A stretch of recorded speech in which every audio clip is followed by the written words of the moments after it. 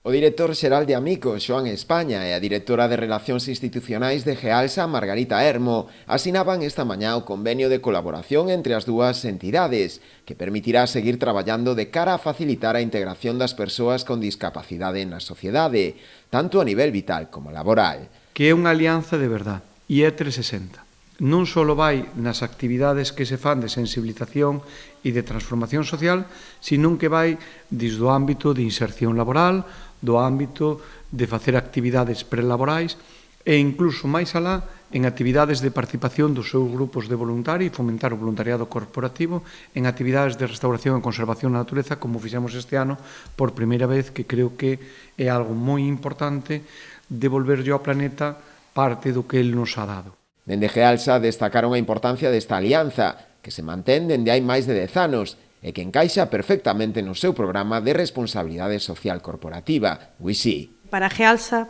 a responsabilidade social non é só parte da nosa actividade, senón que é unha forma de entender a empresa e tamén é unha forma de ter ese compromiso co noso entorno, ca sociedade na que estamos, non? Durante estes anos, o apoio de Gealsa permitiu poder desenvolver infinidade de proxectos a través da Fábrica Social de Amicos e dos seus talleres prelaborais, pero tamén coa infancia, fomentando a integración escolar de nenos con discapacidade e iniciativas de sensibilización social, como é o caso dos programas Badabadún e Festirititi, ou dar continuidade á unidade de apoio e estimulación sensorial do centro.